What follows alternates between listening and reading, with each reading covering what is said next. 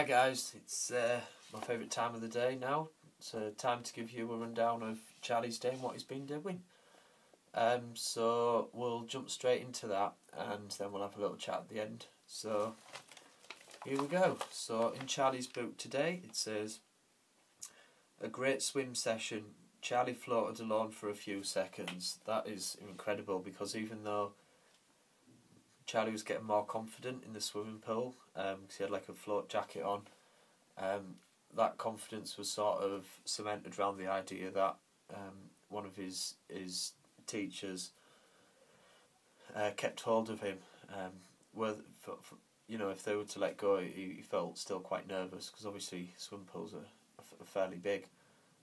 Even a small one is big to a 5-year-old, so that's incredible. So really pleased with that. It then goes on to say Charlie ate all of his bolognese at dinner time. So pasta again, always a win with Charlie. When we had his parents' evening, they said they're going to try some with some other stuff, which they've been doing. I'm not sure the success on that yet.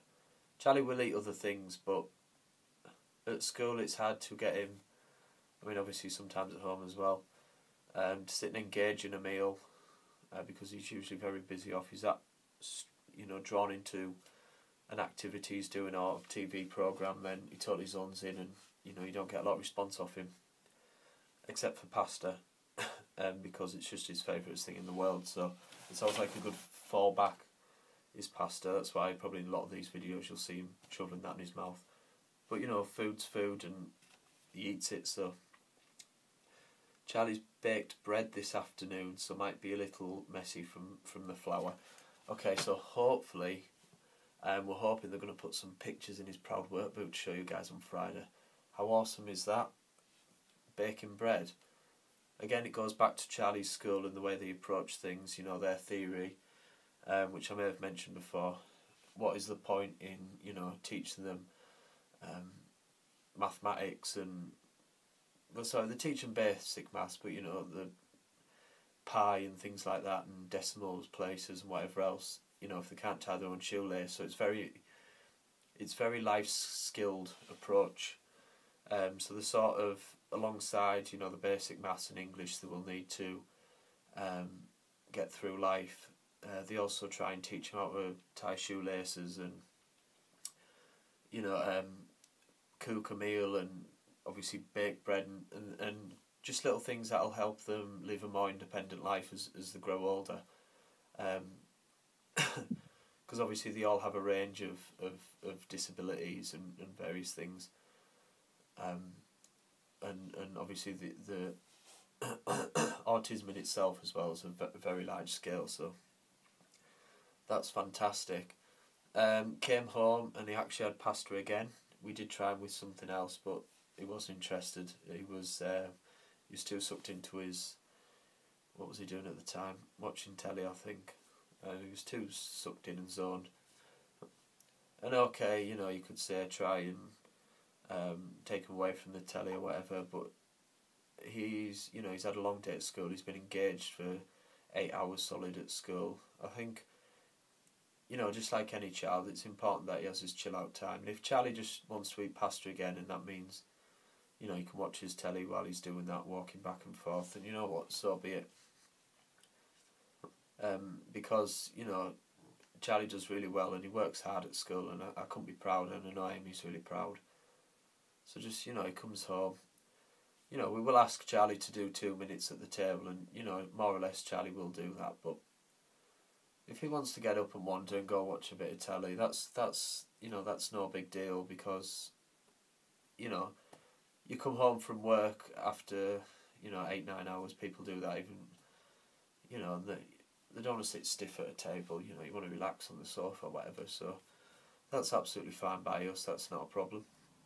He's in bed, he's actually, now he's in his bedroom, he's still a little bit awake, but Charlie's funny because of his autism and his structure.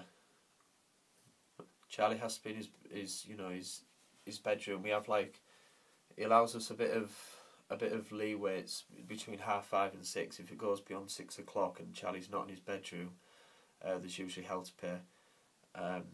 But from 5 o'clock onwards, he'll want to be upstairs. And then once he has his bath, he likes to be in his bedroom, chilled by, say, about 5:30, 6. And sometimes he'll just sit there and play for an hour. He'll have his story, we'll say goodnight, he'll sit there and play. And he's happy doing that, he's happy chilling out. And then he'll fall asleep, and other times he'll fall straight asleep. But again, that's fine by us, he's no trouble. There's, his gate's securely on his door, so if he just wants to have a play in his room, rather than go straight to sleep, that's absolutely fine. So yeah, that's pretty much Charlie's day, I believe. Yeah, and obviously he's back at school tomorrow, so we'll give you a rundown of that. Not sure if any of you guys, probably a lot of you know, because it was on our page, but we actually were on the radio today. We made a radio debut, as it were. So thanks to BBC Radio Tees for having us, and Neil Green for putting us on his show. That was absolutely amazing. So thank you for that. I appreciate it. We're also in another paper on Friday, so we'll keep you guys posted on that. And hopefully another radio show very soon. So we're very excited here at Words for Words and the Earn the Life Autism project we're doing. I don't know, it's just, it's reflective, and it puts a lot of hope in us, some of the stories and whatever we've heard, I guess the future doesn't seem as dark, and obviously not big, we're well aware Charlie's autistic and whatever, and he's going to have his struggles, but obviously it's just the not knowing. So to hear, not knowing how much he is going to struggle as he gets older and how much he's going to progress, so to hear some positive stories is mint, because that's what we're trying to do here, that's what we're trying to achieve, as well as bring awareness to autism and let people know that they're not alone in this journey. Is, together we're trying to take that big black cloud that seems to linger over autism.